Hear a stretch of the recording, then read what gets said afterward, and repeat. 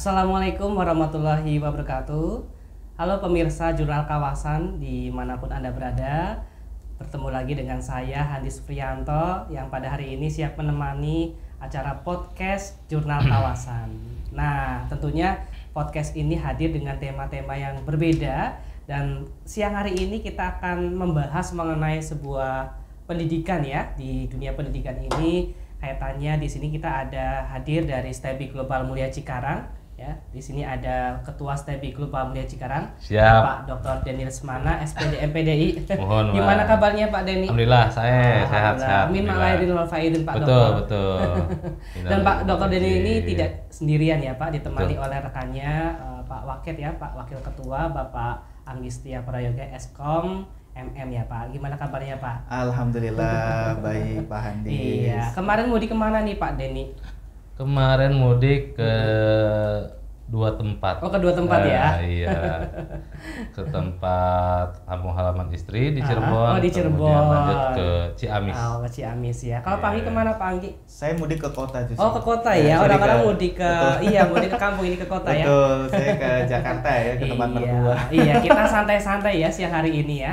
Siap, Andis. Iya. Nah, berbicara mengenai dunia pendidikan ya, khususnya di sini untuk kalangan SLTA. Nah, kalau kita lihat di sini kalangan SLTA ini sepertinya masih banyak yang tidak melanjutkan ke perguruan tinggi ya.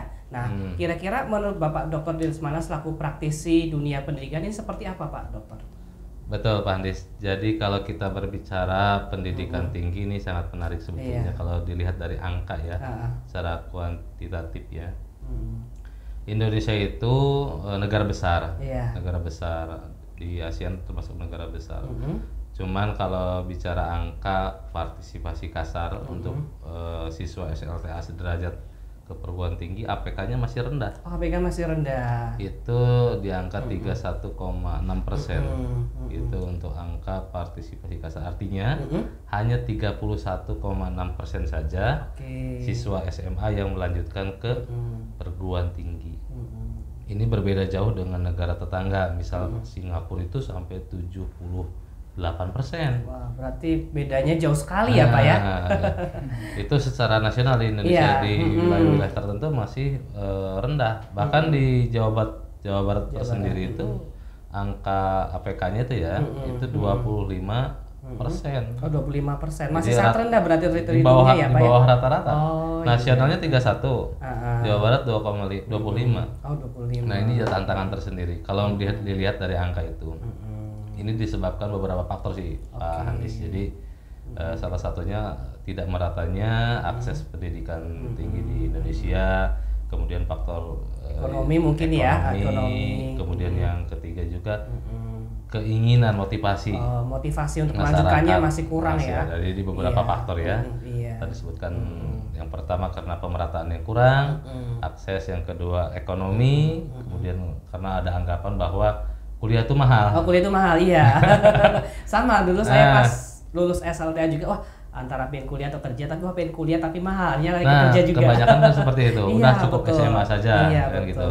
Yang ketiga dia tidak ada motivasi. Oh, tidak ada motivasi. Udahlah sampai SMA saja. Itu yang terjadi Pak Hanis. Fakta-fakta di lapangan seperti itu. Iya. Nah, berbicara soal STEBI Global Mulia Cikarang sendiri ya Pak Denny, kira-kira profil lulusannya itu seperti apa di STEBI Global Mulia Cikarang ini? Baik, menyambung tadi apa disampaikan Pak Handis terkait keberlanjutan masyarakat untuk melanjutkan ke perguruan tinggi. Nah, khususnya di STEBI ini ada hal yang menarik menurut saya. Jadi profil lulusan di STEBI itu sesuai dengan namanya, Sekolah Tinggi Ekonomi dan Bisnis Islam. Oke. Jadi ada dua profil lulusan yang setidaknya harus dimiliki oleh seorang lulusan STEBI. Yang pertama, mahasiswa atau lulusan mahasiswa STEBI itu harus menjadi seorang profesional, sesuai dengan keilmuannya, yaitu di bidang ekonomi syariah atau di perbankan syariah. Itu mutlak. Yang kedua itu adalah menjadi seorang pembisnis muda, ya tentunya mempunyai idealisme yang tinggi. Bagaimana sehingga lulusan STEBI siap menjawab tantangan di lapangan. Baik menjadi profesional atau tadi pebisnis ya Pak ya? Iya, bukan hanya mencari pekerjaan, tetapi yang bersangkutan pun bisa menciptakan peluang pekerjaan buat orang lain. Itu yang kita harapkan. Nah sejauh ini persentase antara yang menjadi profesional ataupun ke pebisnis bagaimana Pak? Kalau melihat angka ya, kemarin kita melakukan tracer study ya, Pak Anggi di akademik. Saya lihat antara yang punya bisnis dengan yang mempunyai profesional itu 70-30. Oh 70-30, 70% ke profesional, kemudian 30% seorang pembisnis. Oh seorang pembisnis. Tapi juga ada yang di profesional pun dia seorang pembisnis. Oh artinya. Jadi dia seorang karyawan menjadi seorang profesional, seorang pekerja, tetapi ternyata dia juga punya bisnis. Oh gitu ya. Ini multi profesi ya. Iya, karena sebetulnya ini unik sekali mereka.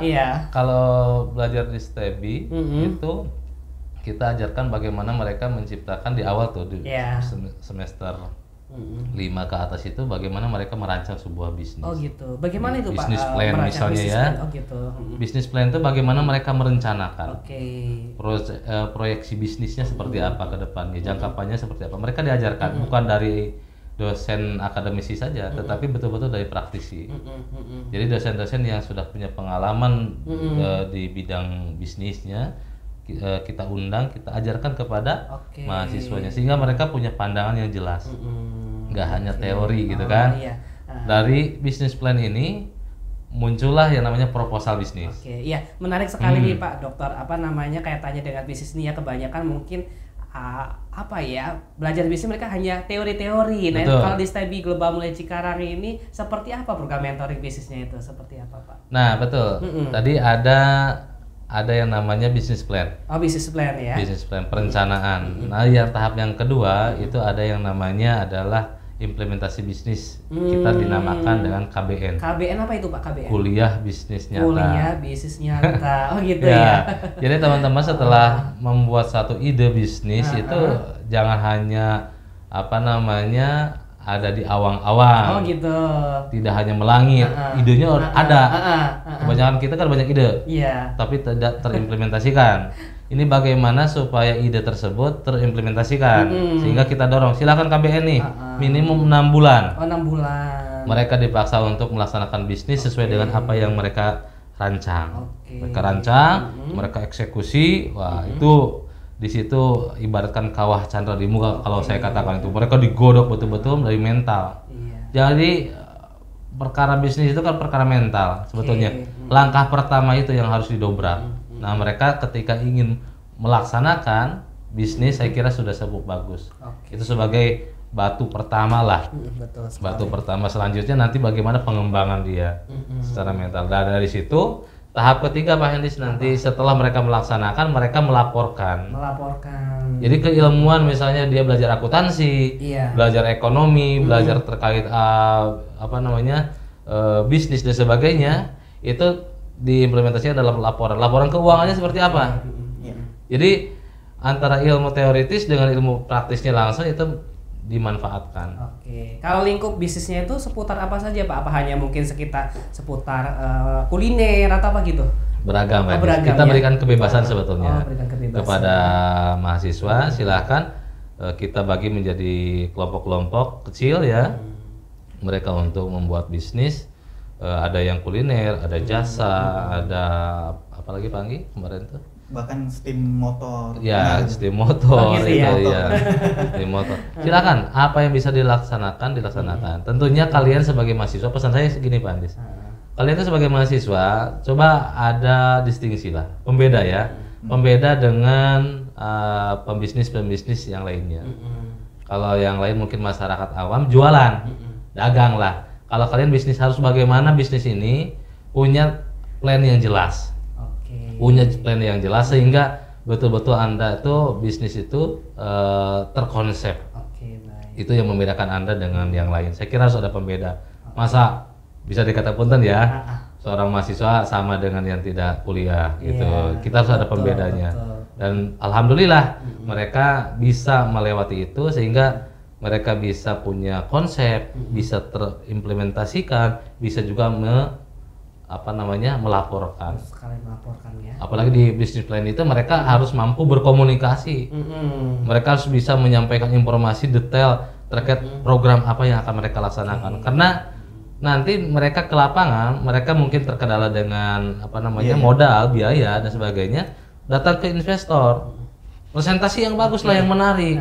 Bikinlah proposal yang bagus sehingga akan meyakinkan. Alhamdulillah dengan adanya pembelajaran ini saya kira komprehensif, Pak.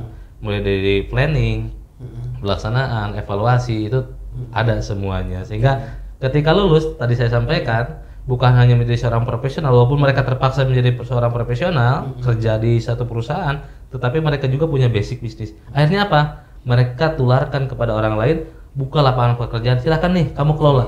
Dia tinggal ngontrol. Itu uniknya. Sehingga keren. Mereka punya dasar, wah saya dulu juga pernah bisnis seperti ini, ngelola.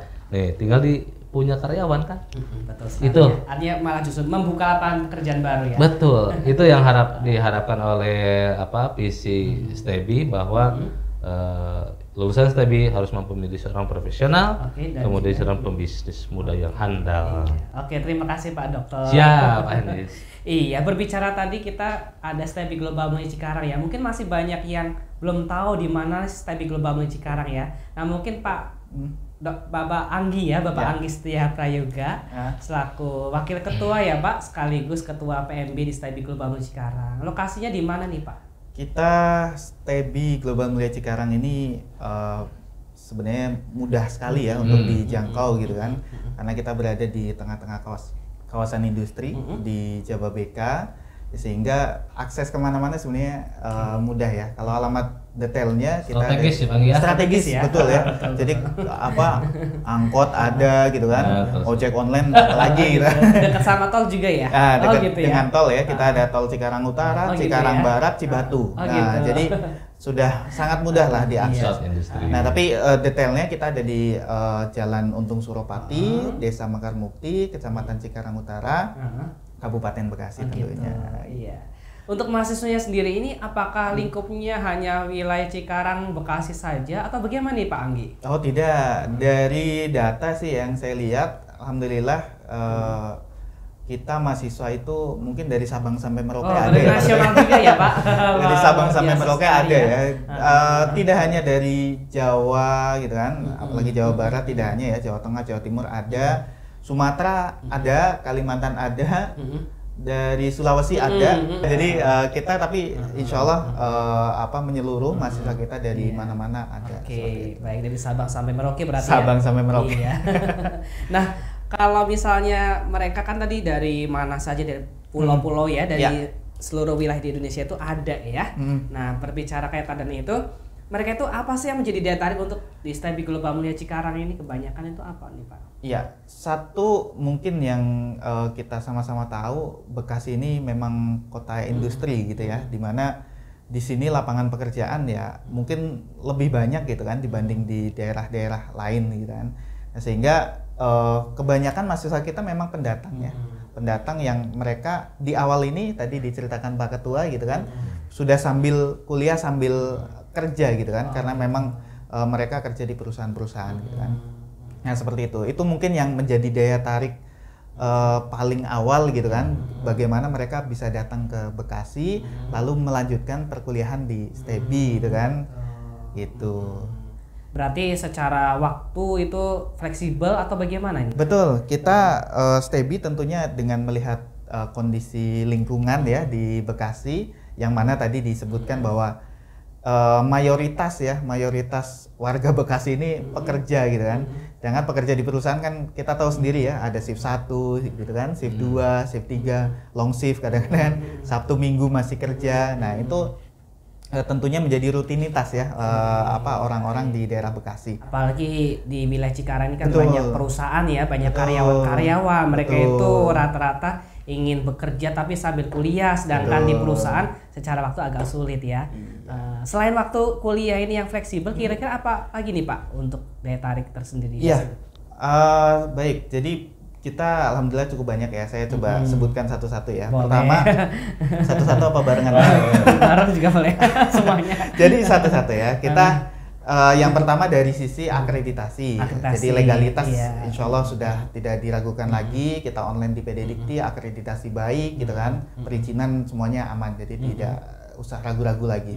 Yang kedua dari sisi kurikulum, kurikulum kita juga buat sedemikian rupa, kita rancang sedemikian rupa sehingga kurikulum ini bersifat aplikatif. Aplikatif itu seperti apa, Pak? Aplikatif itu maksudnya begini.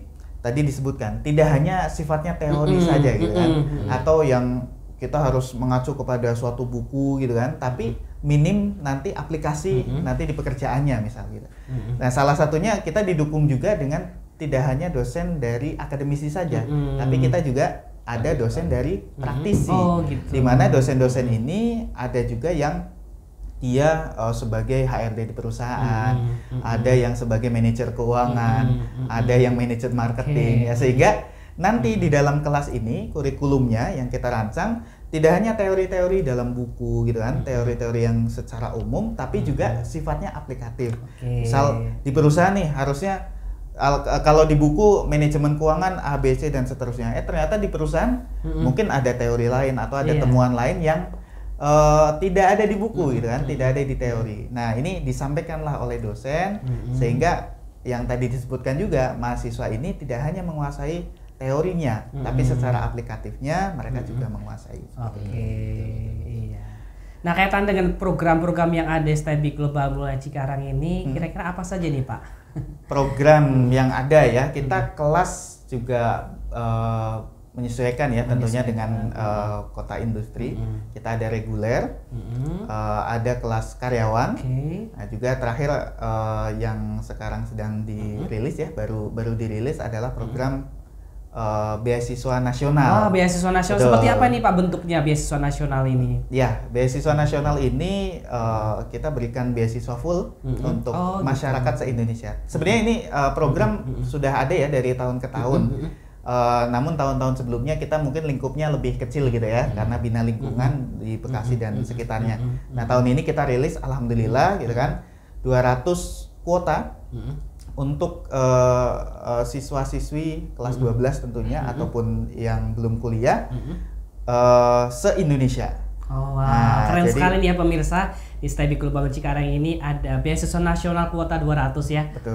Ini menarik sekali ya. Mungkin pemirsa di sini ada yang punya saudara, tetangga, anak yang mungkin masih mencari beasiswa. Di STEBI Global Cikarang ini ada beasiswa nasional ya, kuotanya 200 ya Pak Dokter ya. Betul. Iya, nah Pak Dokter ini kaitannya dengan beasiswa ini ya, beasiswa nasional ya Pak. Betul. Kira-kira bagaimana nih Pak di STEBI Global Cikarang ini tersedia beasiswa sebanyak itu gitu kan? Kadang ada kampus-kampus yang ada beasiswa namun tidak sebanyak ini sampai nasional. Baik. Baik Pak Andis, betul yang disampaikan Pak Wakil Ketua 1 tadi Pak Anggi. Ini menyambung obrolan saya yang di awal tadi Pak Andis. Jadi Indonesia itu kan tantangannya salah satu adalah pemerataan akses pendidikan tinggi. Nah, kita hadir Pak Andis. STEBI Global Mulia hadir. Bagaimana menghadapi tantangan itu bersama tentunya kewajiban pendidikan ini kan sebetulnya kewajiban semua elemen, pemerintah, masyarakat, semua kita dan semuanya. Maka STEBI hadir di sini berkat dorongan, dukungan dari Yayasan Global Insan Mulia. STEBI diberikan kuota langsung ini kuota beasiswa nasional 200 kuota. Ini langsung disponsori oleh Yayasan Global Insan Mulia. Ya. Jadi betul-betul gratis dari semester 1 sampai nanti selesai. Wah, dari awal sampai akhir ya? Betul. Luar biasa sekali. Ini saya kira akan membantu sedikit lah peran pemerintah atau masyarakat yang masyarakat yang membutuhkan untuk akses ke perguruan tinggi, terkendala mungkin karena wilayah atau karena mungkin biaya dan sebagainya, itu dipersilahkan dengan syarat ketentuan tertentu. Tentunya mereka harus mengikuti beberapa tahapan seleksi, seleksi yang harus diikuti oleh mereka sehingga betul-betul mereka itu berhak dan layak mendapatkan beasiswa ini. Tentunya kita nggak sembarangan, ini betul-betul ketat. Teman-teman di masyarakat siapapun yang mau join silakan, tapi mengikuti alur yang telah ditentukan oleh panitia. Untuk sasaran beasiswa nasional itu seperti apa Pak? Apakah dikhususkan untuk calon mahasiswa yang mungkin kurang mampu atau bagaimana? Sebetulnya silakan, yang tidak mampu, yang mampu, yang mampu silakan. Yang punya prestasi apalagi kita berharap sebetulnya indikator terbesar adalah mereka yang semangat. Yang semangat. Punya semangat juang yang tinggi, punya motivasi yang tinggi, ingin maju bersama. Yuk kita gabung bersama-sama. Punten. Jadi kita ingin berharap betul-betul kepada masyarakat yang ingin kuliah, ingin kuliah, motivasinya tinggi, tapi terkendala nih. Dia punya prestasi tapi terkendala. Yuk kita bantu bersama-sama. Yang penting dia semangat. Berarti paling utama dari motivasinya ya Pak. Motivasinya. Iya. Bagaimana kalau misalnya tidak ada motivasi? Iya, betul sekali ya. Nah, kaitan dengan pendaftaran beasiswa ini kira-kira dibukanya kapan nih Pak? Ke siapa? Siapa nih? Mungkin ke Pak ini ya, Pak Anggi ya, mungkin yang lebih teknis ya. Baik. Kebetulan beliau juga ketua PMB-nya ya. Iya. Silakan. Punten banget ya. Ya, terkait beasiswa ini kita sudah buka Pak Handis ya. Jadi sudah buka pendaftarannya dari awal bulan ya, kemarin awal bulan sampai dengan akhir bulan ini untuk gelombang 1 ya. Untuk gelombang 1. Jadi ditutup tanggal 31 Mei untuk gelombang 1 pendaftaran. Jadi silakan teman-teman segera mendaftar saja. Nah, nanti tesnya yang gelombang 1 ini ada di bulan Juni. Ada di bulan Juni ya. Dari awal sampai akhir. Tahapannya tadi disampaikan ya, rangkaian tesnya. Mungkin saya sebutkan ya sekalian ya. Jadi yang pertama ada seleksi administrasi, jelas ya. Nanti upload berkas dan seterusnya, kita seleksi administrasinya. Terus yang kedua adalah tes tahap 1, itu adalah tes psikotes dan tes potensi akademik. Nah, ini di bulan Juni juga ya, nanti tanggalnya kita infokan. Terus yang terakhir, tes tahap yang terakhir adalah tes wawancara. Seperti itu. Nah, semua tes ini kita laksanakan secara online Pak Hedis. Jadi insya Allah kita tidak memberatkan ya, tidak harus datang ke sini gitu kan selama tes. Dari manapun silakan gitu kan, dari Sabang sampai Merauke tadi bisa untuk mengikuti tes. Nah, kalau gelombang 1 ini tidak cukup, kuotanya belum penuh nih misal ya, kuotanya belum penuh, terpenuhi 200, nanti kita buka gelombang 2, insya Allah pendaftaran di bulan Juni dan tesnya di bulan Juli. Saat ini yang mendaftar sudah banyak ya Pak? Sudah cukup banyak ya, kita kemarin buka berapa hari udah hampir 100-an ya, udah ratusan lah yang mendaftar di kita. Nah, kita benar-benar harus seleksi gitu kan. Animonya berarti besar ya Pak ya? Betul. Iya, baik. Nah, untuk pendaftaran beasiswa ini kira-kira rencananya nanti mau buka berapa gelombang? Kita yang tadi saya sebutkan, jadi ada gelombang 1 di bulan Mei ini, pendaftaran sampai akhir bulan Mei, tesnya di bulan Juni gitu kan, itu gelombang 1. Misal gelombang 1 ini belum terpenuhi, tapi misal sudah penuh ya sudah kita tutup gitu kan, 200 kita penuh, tutup gitu kan. Misal ini belum dipenuhi, maka nanti ada buka lagi gelombang 2 di bulan Juni. Maksimal berarti hanya 2 gelombang saja? 2 gelombang, betul. Gitu. Jadi buru-buru saja, gitu ya kan? Misal nanti 200 gelombang 1 kita sudah dapat 200 yang lulus gitu kan? Ya otomatis kita sudah tutup gitu ya. Oke. Nah, kalau jurusannya di STEBI Global Municikari ini ada apa saja nih Pak? Baik, untuk jurusan yang pertama ada S1 Ekonomi Syariah, yang kedua ada S1 Perbankan Syariah, yang ketiga ada S1 Pendidikan Agama Islam, ada S1 Pendidikan Islam Anak Usia Dini, ada S1 Pendidikan Guru MI, ada S1 Hukum Ekonomi Syariah. Berarti jurusannya banyak sekali nih ya Cukup Pak? Banyak ya. Pilihannya ya. Banyak pilihan ya, banyak menunya gitu. Sehingga calon mahasiswa tinggal kira-kira milih jurusan mana yang cocok buat mereka ya. Betul.